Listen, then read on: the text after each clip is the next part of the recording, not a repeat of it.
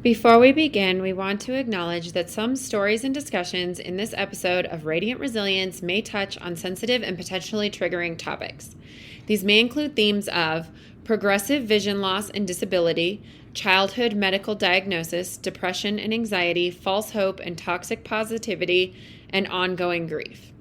Our goal is to share real life experiences in a respectful and empathetic manner, offering insights into the complexities of the human spirit and the journey towards resilience. However, we understand that some content might be difficult for listeners.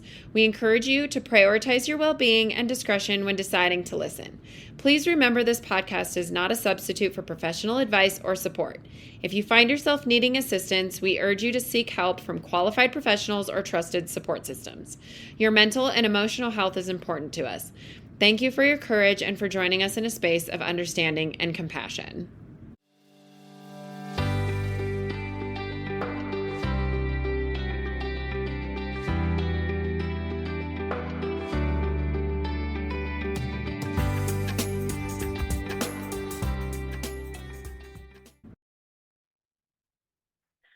Welcome back, everyone, to Radiant Resilience. I have with me today Laura Bratton, and I think that she has a pretty inspirational story for us to hear today.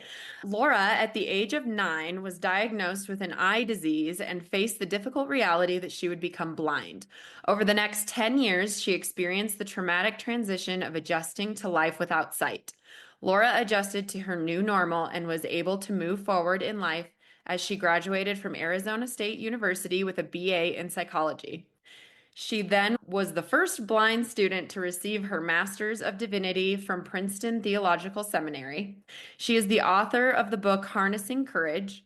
Laura found UB Global, which is an organization that provides speaking and coaching to empower all people to overcome challenges and obstacles with grit and gratitude. Welcome, Laura. How are you? Thank you. Great. Excited to be here. Yeah, I'm so excited to have you here, and I'm so excited to hear your story.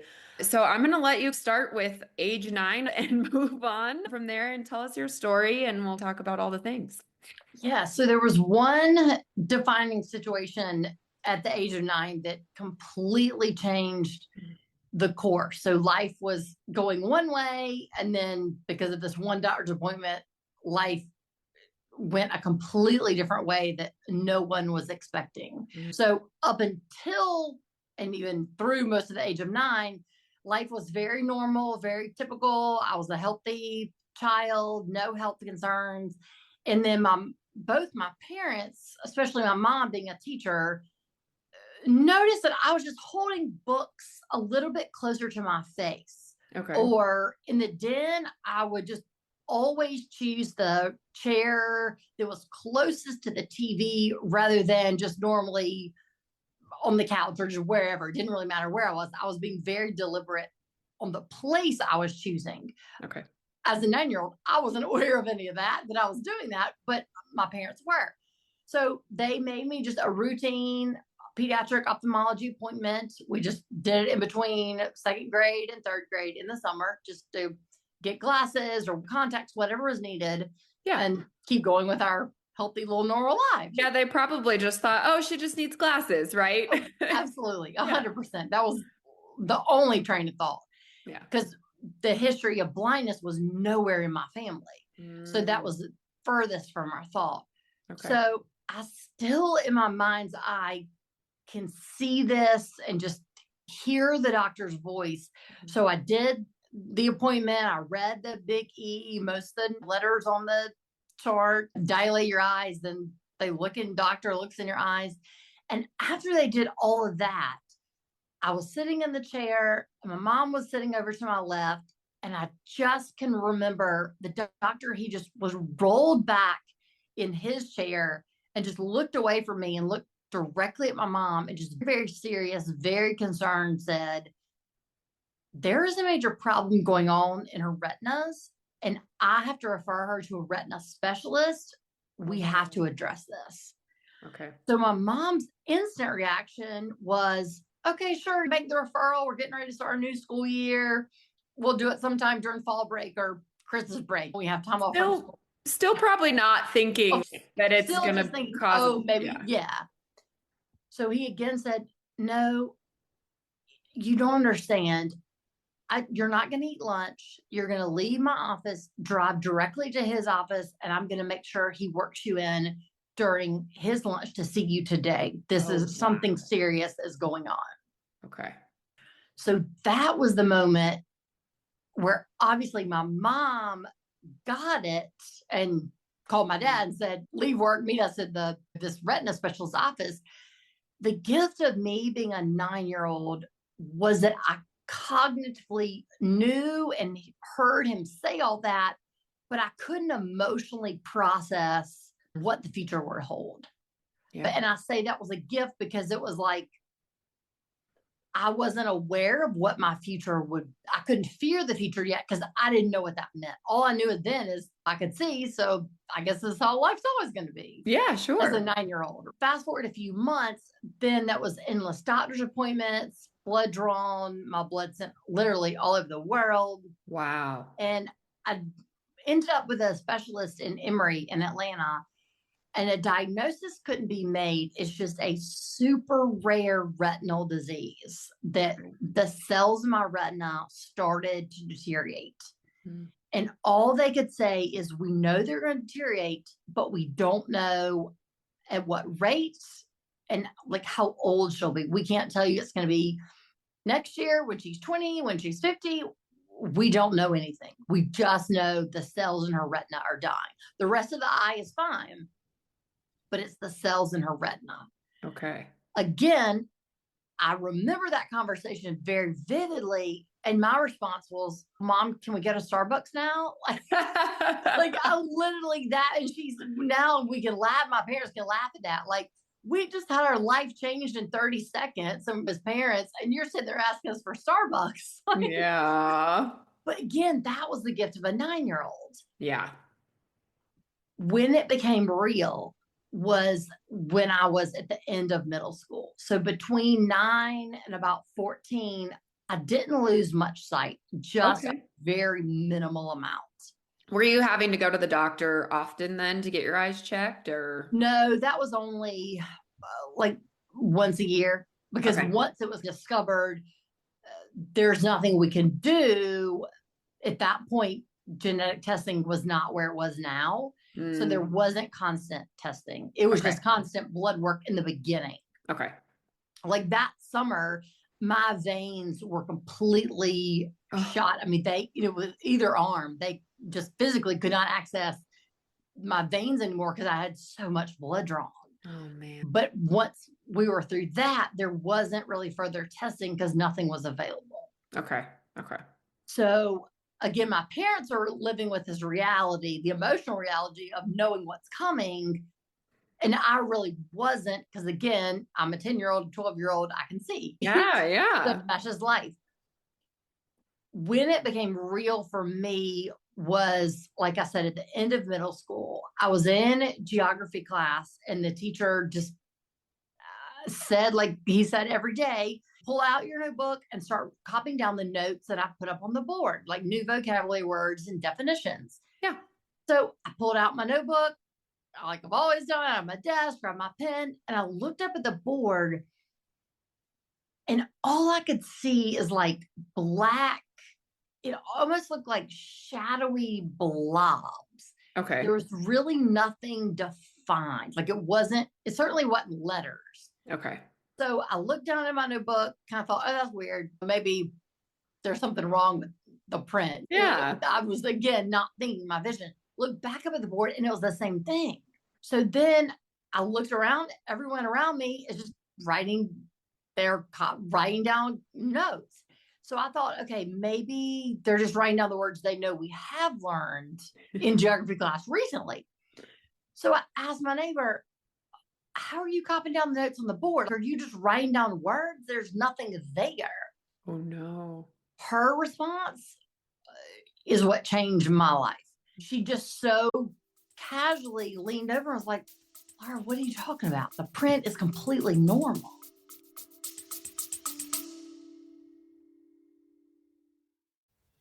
Hi, friend, and welcome to this episode of Radiant Resilience.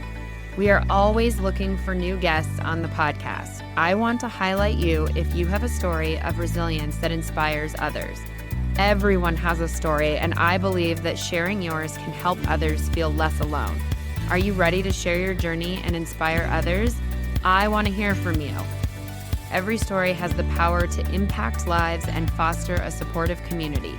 If you have a tale of overcoming adversity, personal growth, or a unique perspective on life's challenges, I would love to have you as a guest on the podcast. To become a guest, please email us directly at radiantresiliencepodcast@gmail.com or click the link in the show notes to become a guest. Join us in spreading hope, strength, and inspiration one story at a time. Be brave and share your story so others feel less alone. I hope to see you soon.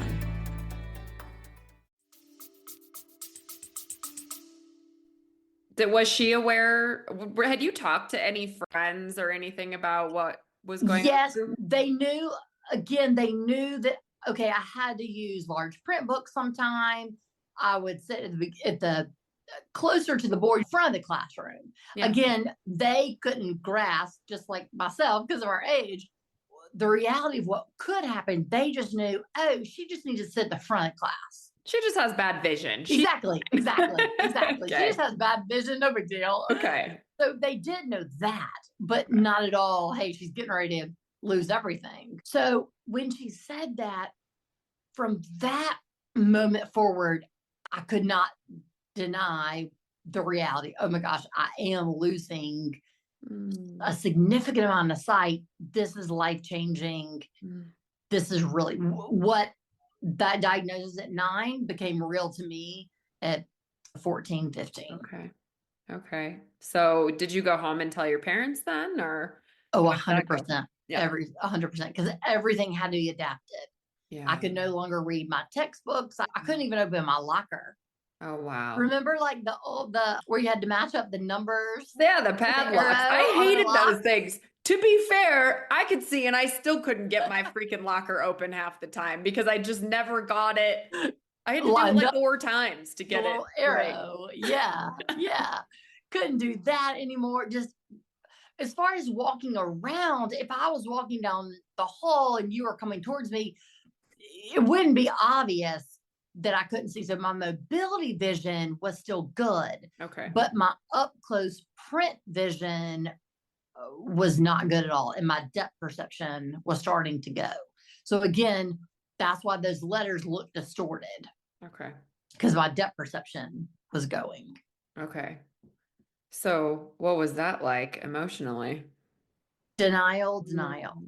That was my immediate response was, oh, this isn't that bad. Oh, it's definitely not going to last forever.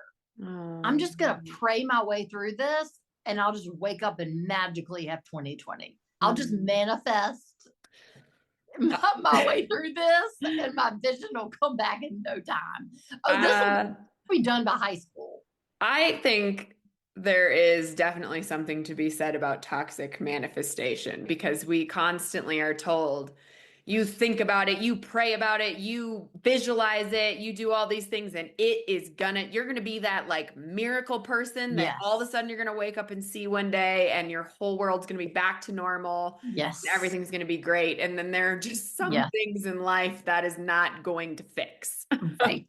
And that gave me so much false hope. Because I truly got my hopes up and believed if I really pray enough and do the vision boards and manifest like I'm supposed to, I was convinced it will come back because I'm going to pray and manifest. Yeah. So that was so much false hope that actually hindered the emotional healing process. Okay. And that's why I went to denial first, was because I thought if I just pray hard enough, if I just believe hard enough, it's going to come back. And at that age, I think you probably still don't have the tools to properly process what's happening to you. 100%. Yeah. It is still that like fairy tale world of, I'll just get what I want. And you don't have any real life experience. Right. 100%. So after the denial wore off, it was the mindset and just, I can't. This is too hard. It wasn't that Yeah, not so far. It wasn't the anger. It wasn't the why me, why this is happening to me, my family. It was just, I don't have the strength. This is too hard. I don't have the strength. Ugh, that's so tough at that age. Yeah. And how are your parents taking it? That had to be hard for them too to watch you go through all that. Incredibly hard. So, both, this is one of those situations where both we can have two truths at one time. So, it Yeah. was incredibly difficult for them, and they had to go through their own grieving process. And the gift they gave to me was they were very realistic. Yes, Okay. this is uncertain. Yes, this is terrifying. And we're just going to take it day by day.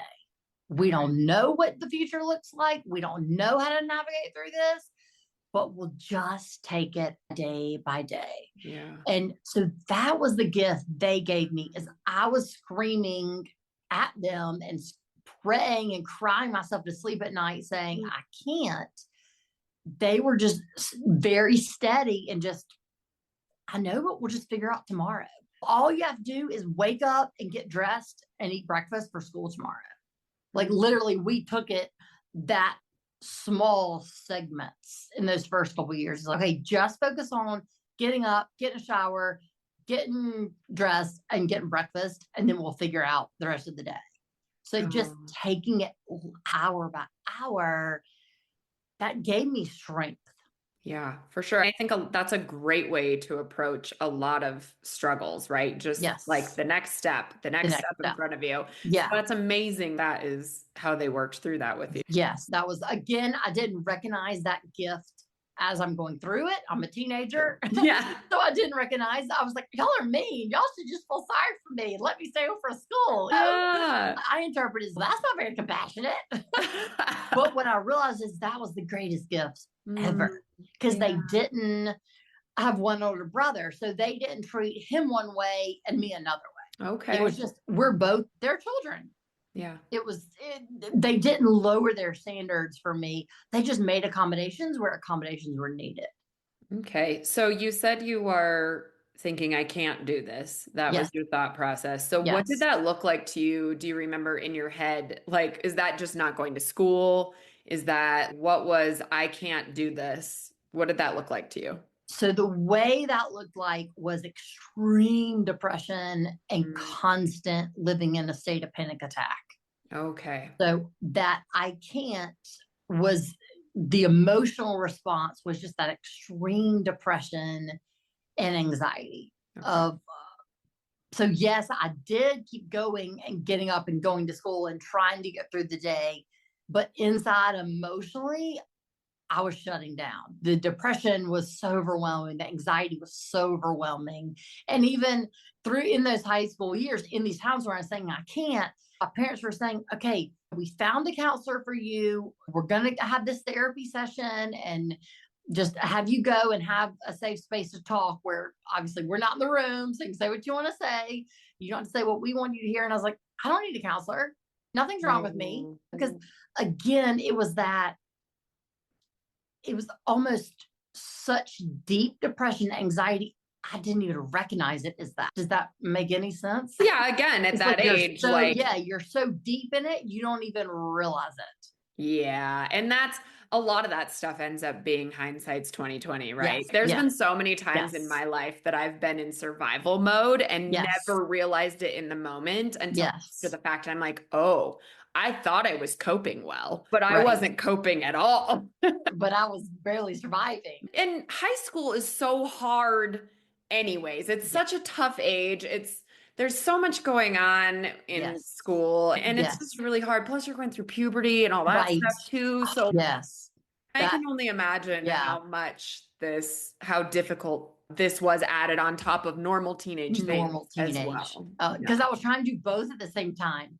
Yeah. Keep up with all the normal, just being a normal teenager while going through this major change. Yeah. And that was just so overwhelming. And this was progressive. So you Yes. said at 14 is when you really noticed everything started really changing. So was Yes. age, do you remember, did it completely go away? By the end of high school, I had a very small amount of usable vision. I still had, strangely enough, I still had my color vision. So I could still see color. Interesting. I know, it was very weird, but very limited sight. Then in college is when it definitely went to what I have now of just light perception. Just, and what I mean by that is being able to know, okay, I walk outside, it's sunny, it's cloudy, it's rainy, it's, it's dark, it's night, being able to tell the light, but no defining images within that.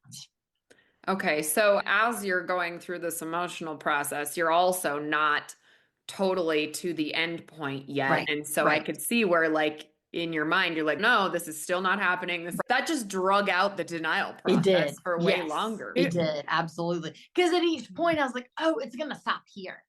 This is the amount of, okay, I can handle this. Okay. I'm used to this. It was like at each point I don't think I assumed cognitively, I was hoping emotionally, okay, this is all it's going to be. Yeah. And then you're having to start over the processing every single time you realize it's getting worse. 100%. Yeah. And that's so, I feel for young Laura, like that is just, I just can't even imagine having to go through that over. And then, like I said, while trying to navigate real life. Trying to graduate from high school. Yeah. What is the future look like? Am I going to make it through English and Spanish class? Just all the typical teenage things. Were you a good student? Did you get good grades or? I did. This was another grief process. In high school, my track was I would be honors AP classes. Because of my vision loss and those classes being so intense, while at the same time I'm learning Braille and having to use the technology that's available in computers, then I was not able to keep up with the honors and AP classes, not cognitively, but like just legit physically. Yeah. And what I mean by that is an honors class, if you had to read triple the amount of work than another class, I just physically didn't have the time to do that. Yeah. Because everything took me so much longer. Where cognitively, and I was on track to be taking all those classes, I had to drop back to the lower level classes, just the regular ninth grade classes, ninth grade technology classes. And what I mean, where the grief process came was that was another form of loss. Yeah. Because I constantly knew, oh my gosh, and this is a teenage girl experience. Oh, all my friends are in those honors AP classes. Those are the classes I'm supposed to be in. But because of my life experience, I can't be in those classes. Ugh. And because of something you have zero control over. Yes, exactly. Yeah. And so I'm in classes that academically didn't challenge me, but physically I had to be in because they challenged just the physical limitations. Yeah. So again, that was a form of loss, not because those classes are bad or wrong, or those people are bad or wrong in those classes, just because of the loss. That's a future you're grieving that you were supposed to have that you're not going to have, because all those classes help you get into better colleges. They help you. Sometimes the credits from them transfer over and you can go in as a sophomore. And that's, oh man. So and of no choice of your own. Yeah. That control taken away. Yes. Oh man. So what was college like then? College was incredibly healing. It was, yes, it was deeply healing because, so I went to Arizona State very specifically because of the vision loss. They are one of the top universities in the country for people with disabilities. Because being such a large institution, they have their own department that is very well integrated into the whole university. So I would go to them and they would say, okay, we're going to contact your professors and let them know you have double time on tests. You'll be taking your tests in our testing center rather than the professor handing you the test, or making sure you have your textbooks in Braille or PDF rather than just going and buying a print textbook. So what I mean by healing was it put me in an environment where having a disability, blindness or any disability, was okay and accepted. Yeah. Because being in high school, clearly I'm the only one. That's not right or wrong. It's just reality. Yeah. I was the only one. So it felt, and I was the only one who was, quote, other, certainly disabled. Yeah. So being in an environment where it's just like, oh yeah, you have a guide dog. Okay, whatever. That was totally normalized. That was such a source of healing because I was just another college freshman, another sophomore, another junior. Just, it wasn't like, oh my gosh, you're the disabled one on campus. Oh, So yeah. that's so healing. It was also healing emotionally because it taught me there are tools and resources available. I just have to learn the tools and resources. So your high school didn't have anything to help you really then set up. We had what I had was just being adapted class by class by class.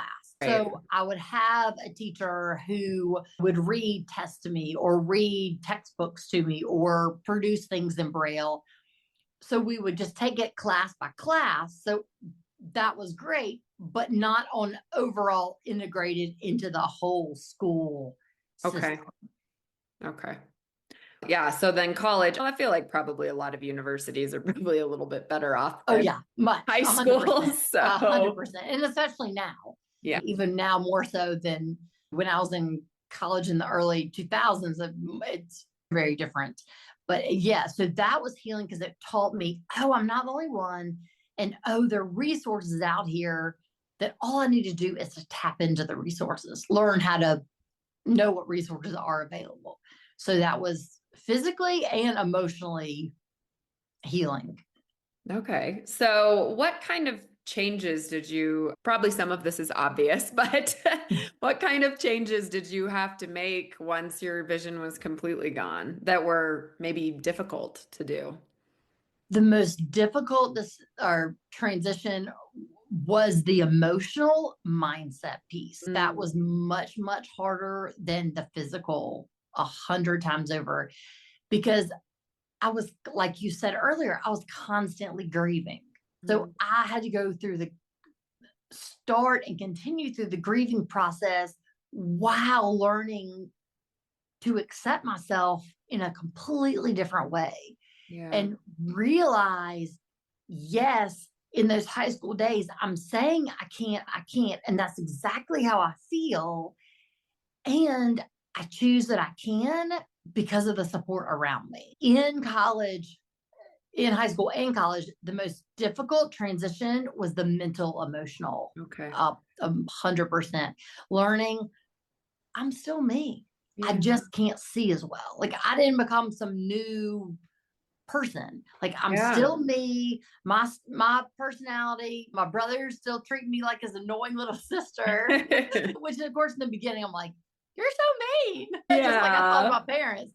But now I realize, oh, that's a gift he could give me. He wasn't like just, oh, I'm gonna coddle you now. So yeah, the emotional, mental adapting was way harder than any physical. So you said college was healing. Yes. So it sounds like that was the beginning of your healing journey through this. Yeah. Because you also, at that point, had completely lost your vision, right? Yes.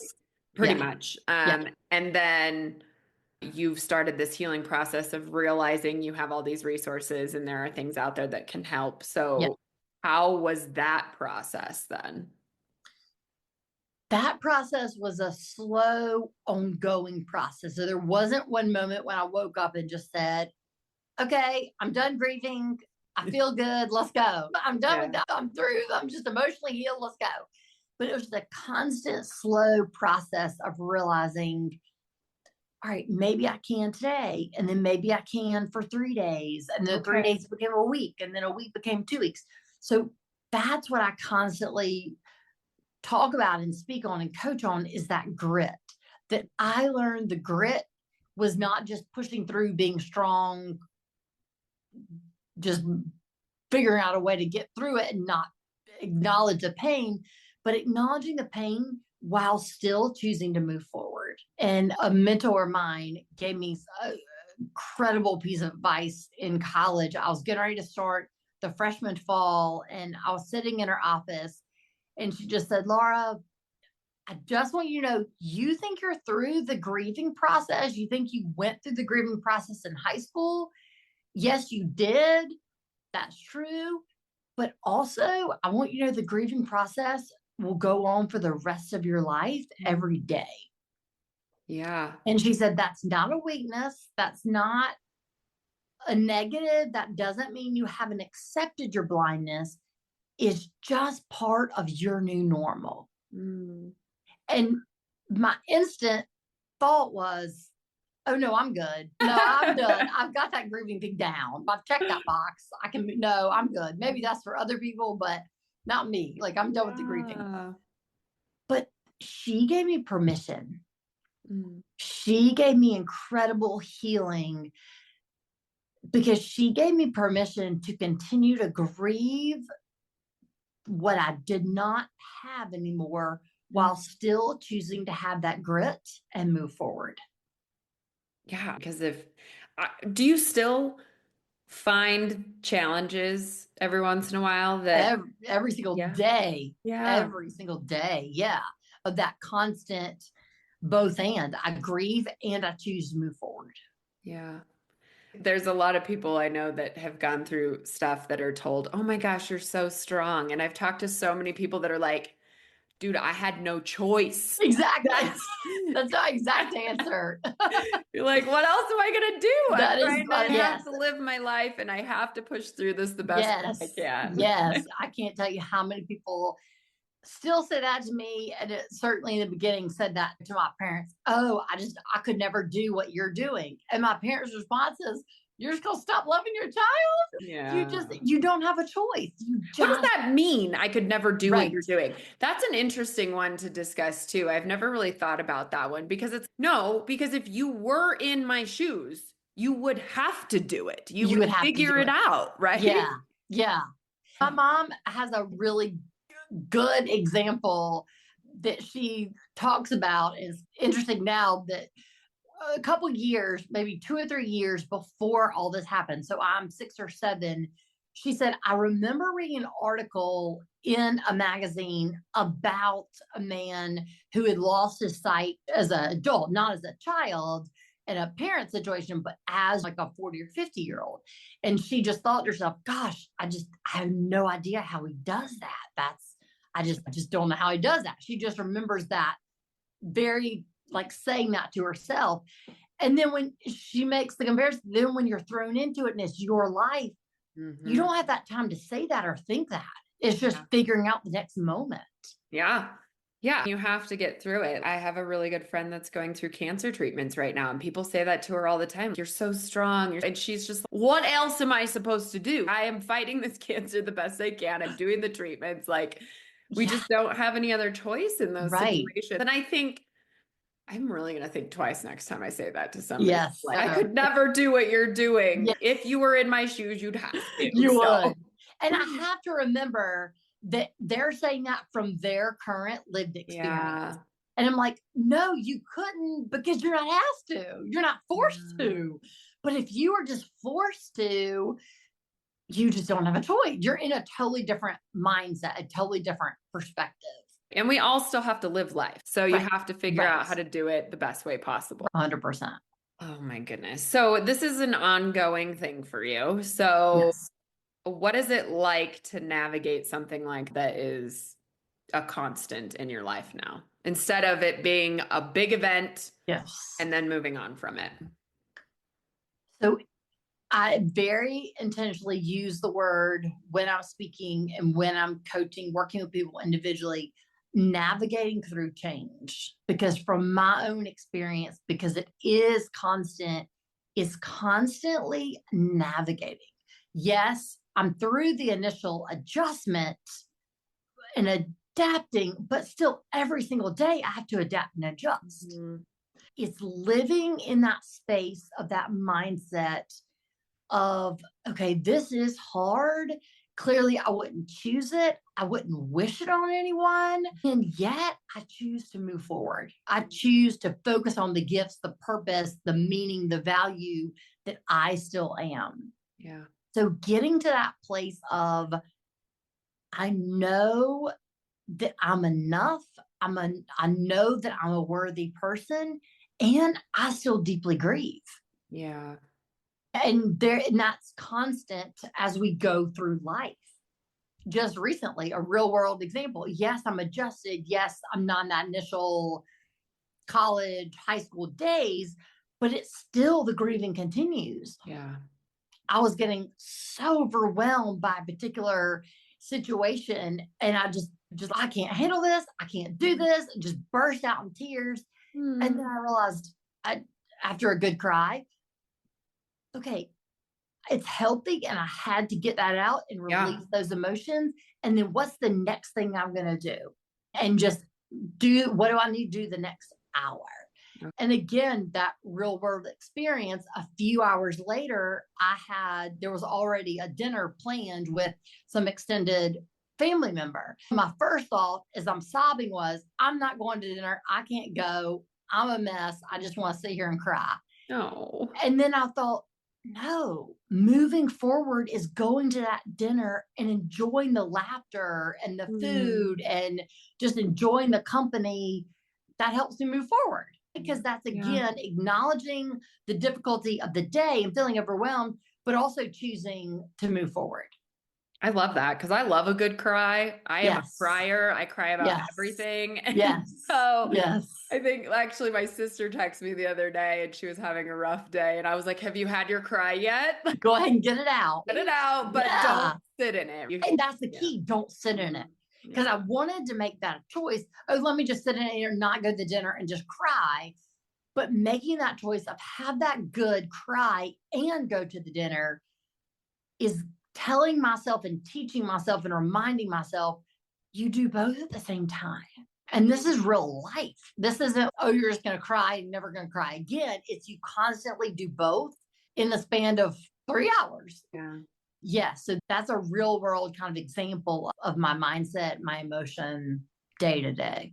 And what kind of tools did you use to help you get to that point? Were you meditating? Yes. Were you doing any of that kind of stuff? Endless holistic. So mindfulness meditation, mindfulness practices was a game changer for me. Learning, reading a lot of books on mindfulness, but I took an 8-week class where we had a teacher that led us through different mindful practices.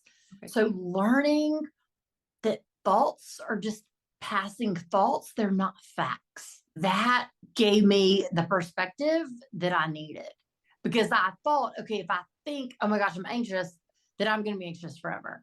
Rather than just let that be my current thought, my current state, and then I can choose what I do with that anxiety.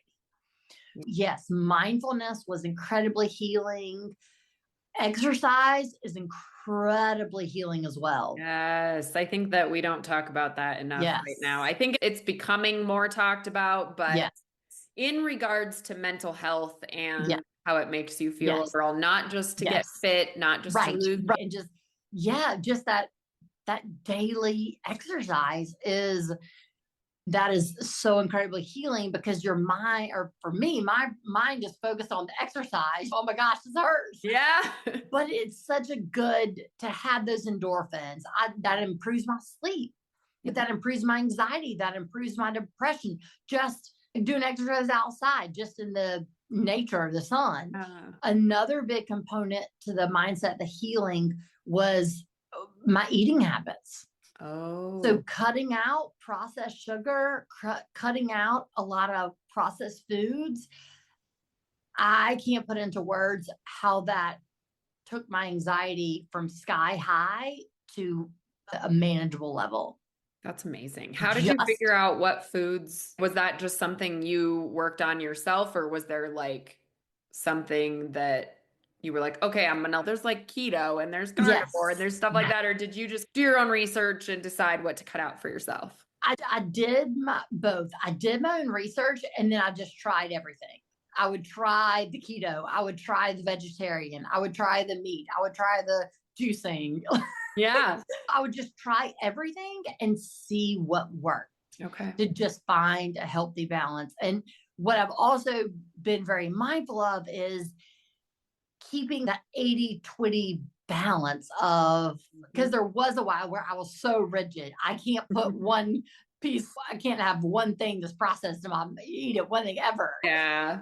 So just learning that balance of the majority of my food is healthy and organic and just good for my body, but yet I'm going to enjoy ice cream with friends or with family. I'm a firm believer in anything in moderation is fine. Yes. Yeah. Yes. And there again, there was that time where I was so strict.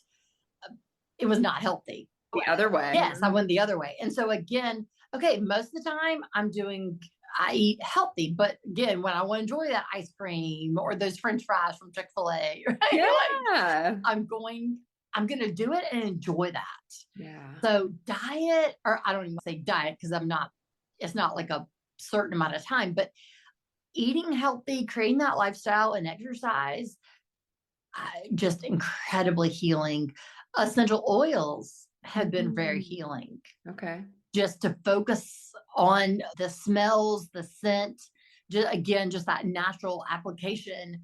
So it's that holistic mind, body, spirit approach rather than just one source. It was just exercise. It was just therapy. It was just dieting. It wasn't one thing. It was all of them constantly combined. Yeah. What kind of triggers do you have now that you're still trying to navigate through? So the trigger now is what I was saying earlier of what I can easily go back to the mindset of this is too hard. I can't. I can quickly go back to that mindset, that high school girl perspective. And now when that happens, I now have the resources to say, breathe, focus on your breath, and realize the current. Yes, this feels overwhelming, but what can I do in the next 5 minutes to move towards that situation? No, I'm not going to solve it all today or tomorrow, but what is that? Yeah. What is that one thing I can do? Is it mostly like a physical trigger that happens that you run into something that's hard to do and then you're frustrated and over it, or what brings those emotions on? Like what type of activities and stuff? So yes, it is that, but mostly what it is, the trigger is of the I can't is mostly, oh my gosh, I remember how easy this was when I had sight. Oh, yeah. I remember I could do this on my own, or I'll get so frustrated, not necessarily at myself or the activity, but just get frustrated in general of, I'm just so angry right now. I could hop in the car and drive myself to Walgreens and pick up blah, blah, blah. Yes, of course, I'm thankful for Amazon Prime, but that's my main trigger of getting frustrated, either what I could be doing by myself where now I need help, or remembering how easy it was when I could see and how quickly I could get things done. Yeah, I suppose that's pretty different from somebody who was born blind or went blind very early. Yes. You did have your vision and had, that normalcy back then. Yes. And yeah, I can imagine looking back at that. You made me think of, so my sister and I were big dancers growing up, and I've tried to get her back into it with me because I know she would love it. But she has said to me before, I just know how good I was back then. So that was part of the reason she didn't want to do it anymore. And I'm like, but we're never going to be as good as we were when we were 13 years old. That's just possible. Yeah. Yeah, but it's a similar kind of thing. Similar. Yeah, thinking back to that. Yes. And that's part of what I mean about that ongoing grieving, because I'm constantly grieving. Gosh, if I had sight, I could do this on my own. If I had sight, if I still had sight, I could do this so much quicker. And that could be a dangerous spiral, I would think. Very dangerous. Because then you're doing all the what ifs. That's what brings the anxiety and depression. Yes. Oh, man. All the what ifs. Yeah. So tell me how nowadays has technology, I'm assuming, has gotten way better since you were Yes. in high school and college to help blind people out. So tell me a little bit about how that's changed and how much easier that's maybe made things. Yeah. I laugh at it, but it's the honest truth. Like, I talk to Siri and Alexa more than I talk to anybody else in the world. I love that. I am talking to them all day long, every day. So, yes, I'm deeply grateful for technology that with the access of Siri on iPhones and Alexa with so many appliances and just day to day life being connected, that makes the world accessible to me. Yeah. So it just, yeah, that is such a gift of technology. I know there's a lot of bad and negative, but it has been so just life changing for me to make my life more independent without technology. Just it would be possible, but just a lot harder. And Yeah. and again, that goes to the healing mindset piece of I had to get to that place of being deeply grateful Mm. for the technology, not just saying, yes, I'm glad Siri and Alexa are in my life, Yeah. but saying, okay, no, I'm really grateful that I can cook on my own through the Instant Pot that's accessible through Yeah. Alexa. All the day to day things I have access to because of technology. So, not just taking that for granted, but from a mindset perspective, being very grateful for that. And the way I love to share a story, the way that I developed that gratitude was not at all from myself, not at all from my perspective of, okay, yes, I'm grateful that I have Siri and Alexa in my life. Yeah. But again, it was another interaction with a mentor. So I had a mentor of mine say, all right, Laura, I want you to start writing down 3 things every day that you're grateful for. Okay. Just think back over your day, 3 people, 3 situations throughout the day, write them down. And I don't want you to repeat. So I don't want you every day just say family food shelter. You know, Yeah. she literally told me that. You can't say those. I want you to be very specific about that day. Okay. And when she said this, I'm at the end of high school, trying to figure out college, very depressed, very anxious, constantly losing more vision. And I thought, you're just not a good mentor Ah. because I had nothing to be grateful for. Mm. So it was only in my stubbornness that I said, okay, I'm actually going to be her mentor. And I'm going to teach her that that's just not good advice. And she never needs to tell another teenager that again. So I started to write down things I was grateful for. And what I realized was she was not saying be grateful for the blindness. She was not teaching me to be Mm. grateful for my depression, my anxiety, the change. She was teaching me to develop another perspective. Well, And that perspective was be grateful for what helps you get through the blindness. So that's why I'm tying this to Alexa, to Siri. So rather than just saying, okay, yeah, they're there, that's good, they make my world easier. Having the mindset to say, gosh, I'm really, really thankful that I can use Siri to accomplish this task. I'm really thankful that I turn the lights on and off in my house through Alexa. yeah. So rather than just taking those resources for granted, having the deep perspective of gratitude. It's so important. I think that's so hilarious that you were trying to prove her wrong. Oh, I was. And I was convinced I was going to do it. I was proud of myself. Isn't that such a like teenage mindset? Adults Yes, probably think that about their of therapists too. They're course. like, that's not Yes, gonna work for me. of course. Yes. I was like, as a 17-year-old, I was like, you are completely wrong, lady. Oh my gosh, that's hilarious. And at that age, like teens and Right. early 20s, we think we have it all figured out. Of course.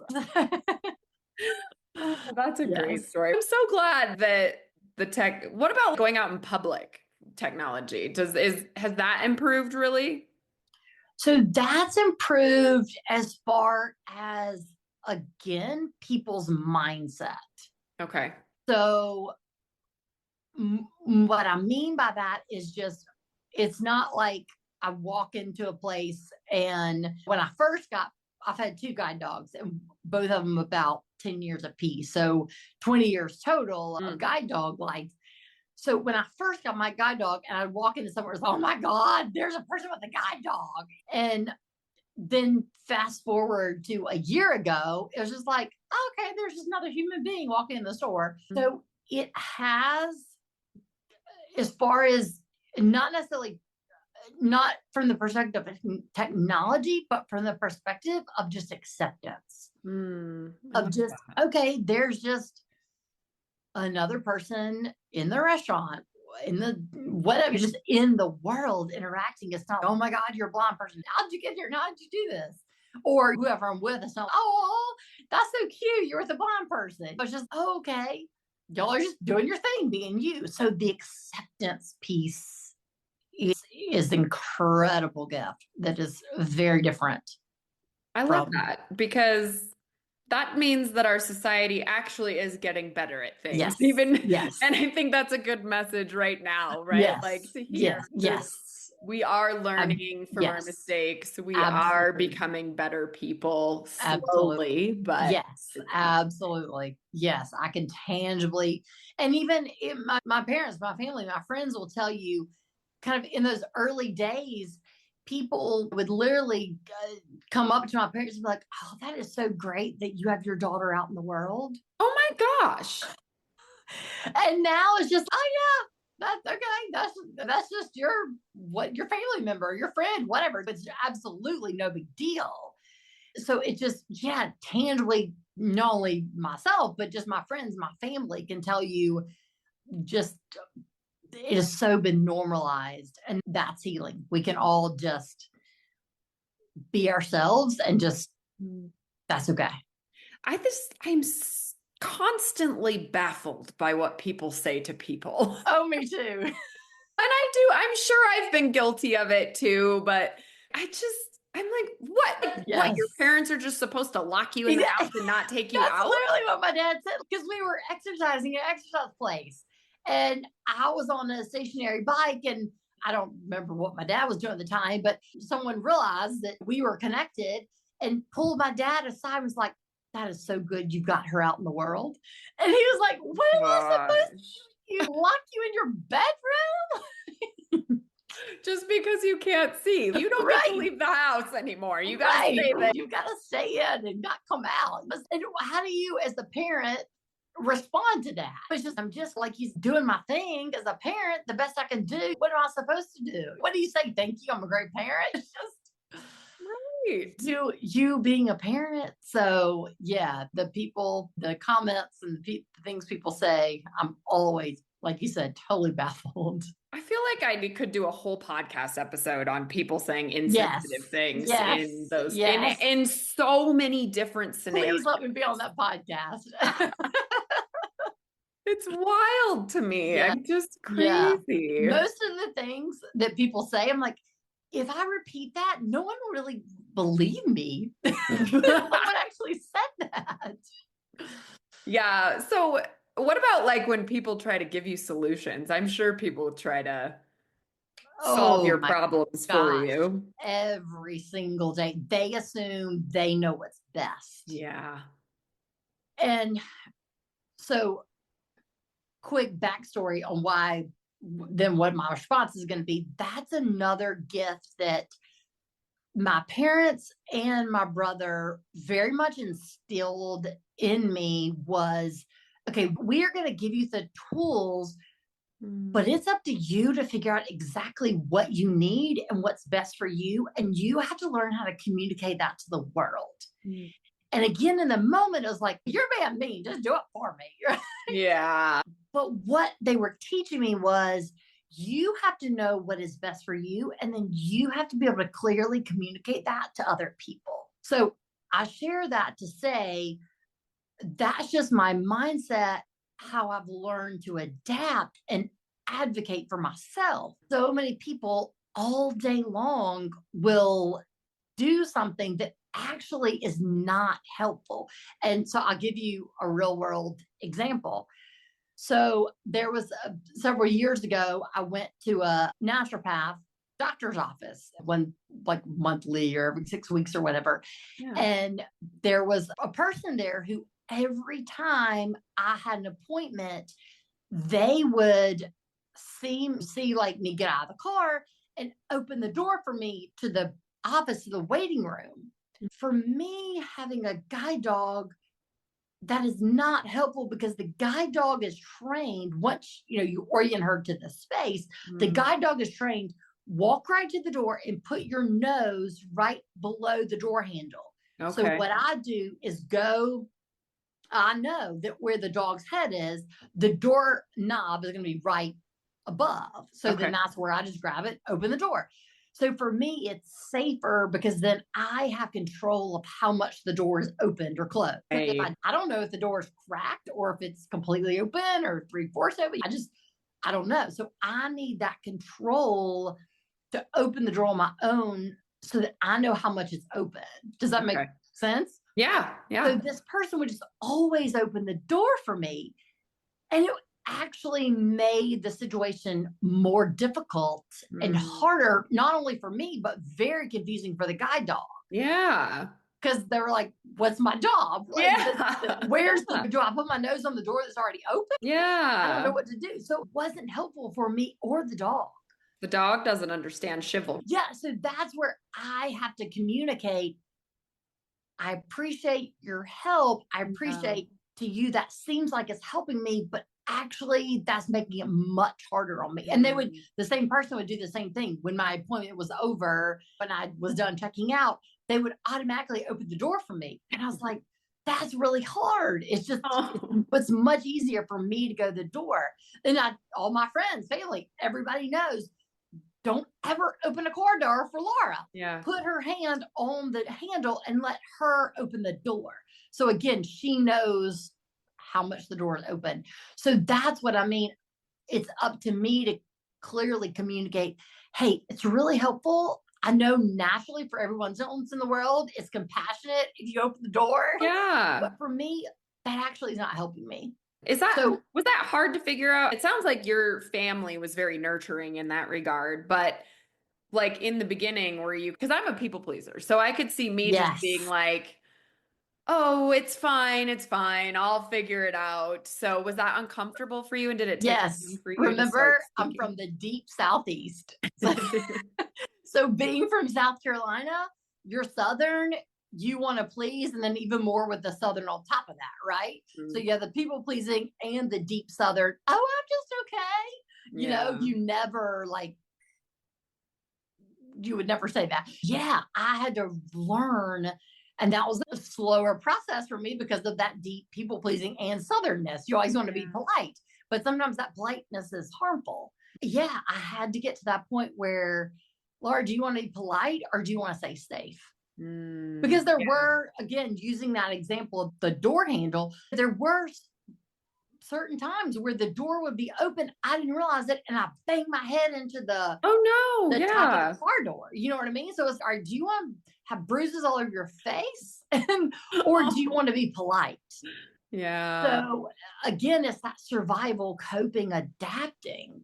So that's the mindset piece of you're just forced to say what you need rather than what your culture has taught you to be. And that's really hard. But that's a really great real world example of, I know I'm guilty of sacrificing my own happiness for somebody else, but if you're sacrificing your own safety, but I think it's still the same thing because you're sacrificing your own happiness is not a good thing for you to do for yourself either. Right. Yeah. Oh man, so interesting. So tell me about your book really quick, The Harnessing Courage. Yeah. So I wrote Harnessing Courage for there was a main purpose and then there was a kind of a byproduct to the purpose. So the main purpose was to tell my story with the perspective of great gratitude so that my life could be a resource and be that support that I had received. So what I mean by that is once I was initially through that survival and I could reflect back, that's when I learned the great gratitude. That's when I realized those words was, wow, yes, that survival was really hard. And here's how I survived. I had incredible support. So I didn't want to just say, oh, I'm glad I had that support. Good for me. End of story. I was so passionate. And that's what my drive every day is, being that support for other people. So other people are also benefiting from the support I received. Yeah, because it sounds like you had a really great support system in your family and your friends and stuff like that. And not everybody in your situation is going to have that. So. Yes, that is extremely rare. Yeah. So the passion of writing the book was to tell my story, again, from that perspective of grit and gratitude, not to say, hey, you can use these resources if you're adapting to blindness, but just to say when anyone as humans are adapting to change. And it has been just the feedback. So many people from different situations have said, I'm going through this. I went through this with the family member, and the principles still apply. What I mean by the byproduct of the passion was, yes, that was my main drive for writing the book. A result of that passion was it was deeply healing for me to write it out. Yeah. To get my life experience down on paper was incredibly therapeutic. So I can't recommend that enough to anyone. Even if you don't publish a book, have no desires to write a book, think you're a terrible writer, whatever your perspective is, I just encourage people to write it out. Even if no one's ever going to read it, that's fine. It's just deeply healing.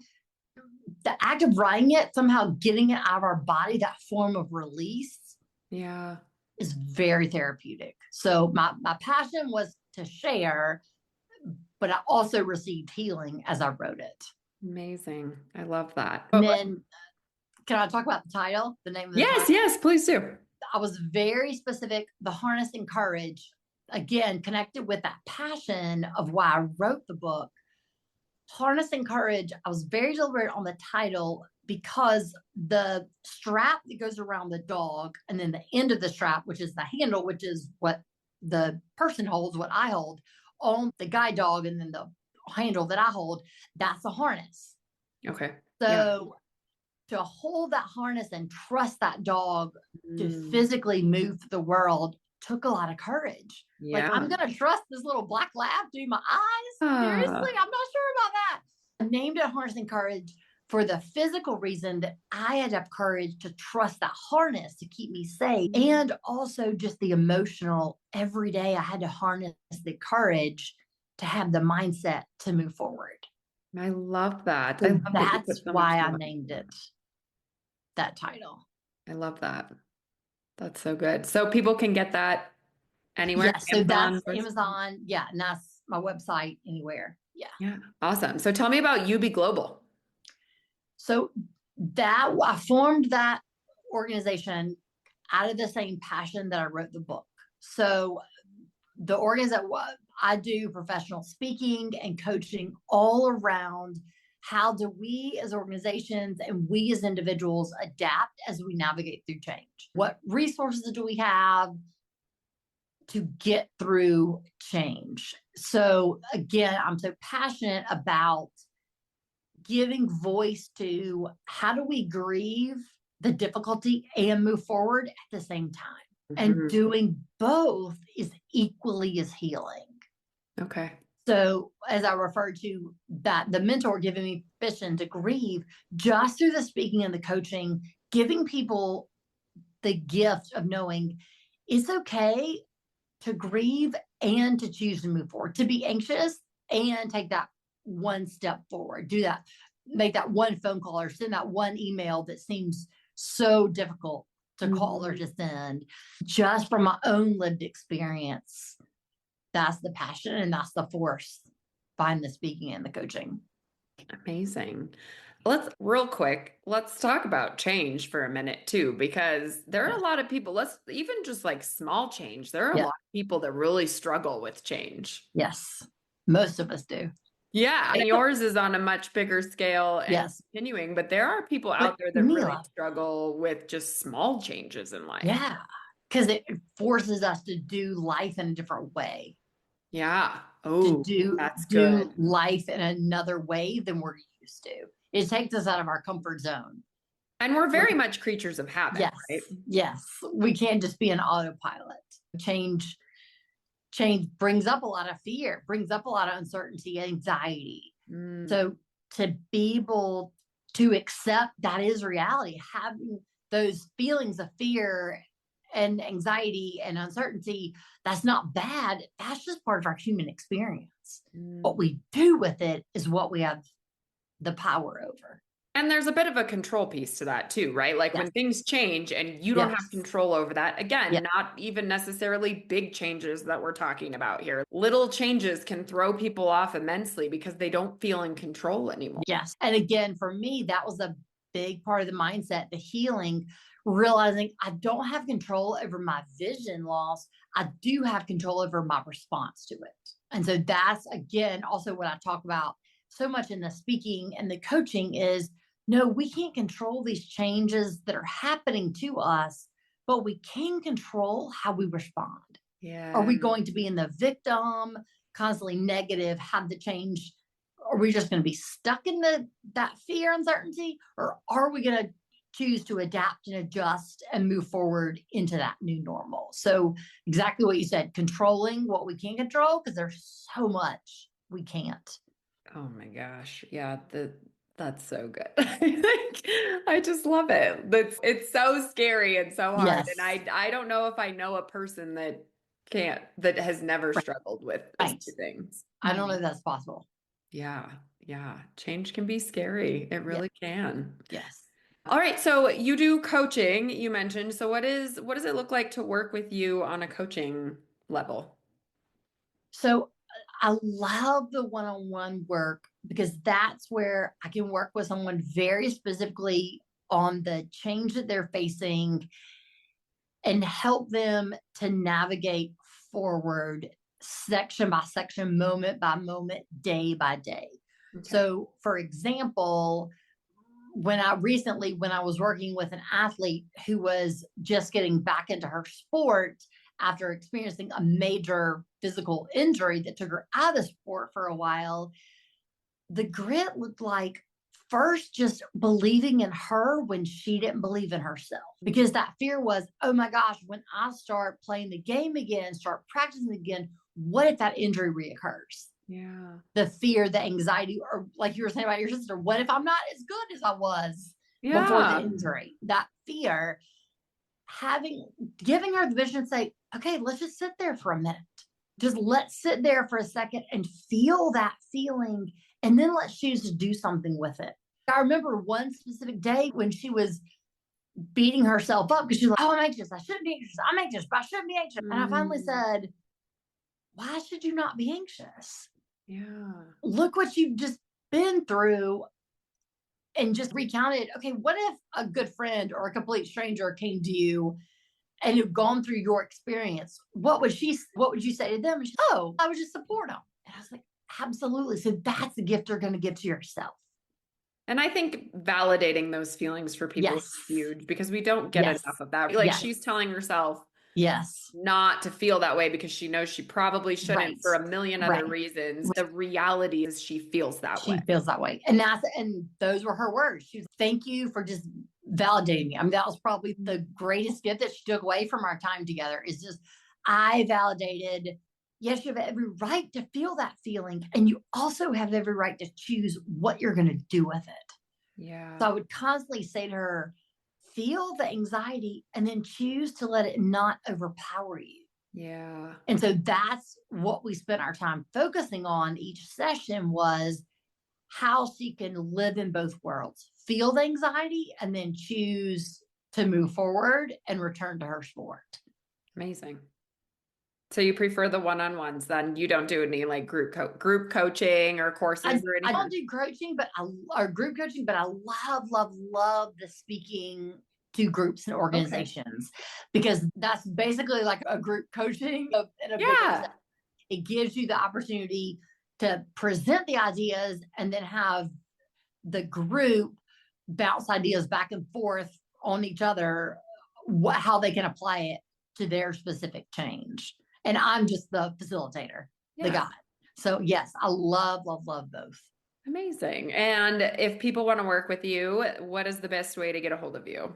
So the best way is my website. The laurabratton.com is all the information about the speaking, coaching, books, everything's there. Amazing. And we will link that in the show notes. So if anybody wants to come work with you, then they can just click the link in the show notes and it'll bring them right there. Laura, this conversation has been incredible and I have thoroughly enjoyed talking to you, and you are such an amazing spirit. What parting words do you have for my listeners? So as you're going through change, know that you're still enough. The change, regardless of is it small, big, minor, major, whatever the change is, that typically can take our whole focus, and all we focus on is the change. So my advice and my parting words are, yes, you're going through change. Give yourself the space to grieve the change, and also know that you're still you, and you being you is enough. I love that. I think that's such a good message we all need to know. Yes. Thank you so much. Thank you so much for coming on here and sharing your story. And I'm so sorry you've gone through everything you've gone through, but you are a beautiful soul. So thank you so much for sharing all of that. Thank you for the opportunity, just creating this platform to be real and to give a space for people to benefit from all your episodes. So thank you for the platform. Thank you. Yes. All right, everyone. Thank you so much for listening, and I'll see you on the next episode. Thank you so much for tuning into today's episode. If you enjoyed our conversation and found value in the stories shared, please consider following us on your preferred podcast platform. Your ratings and reviews make a huge difference. They help us reach more listeners and continue bringing you engaging, insightful content. We appreciate your support and would love to hear your thoughts and feedback. Until next time, keep listening, growing, and sharing.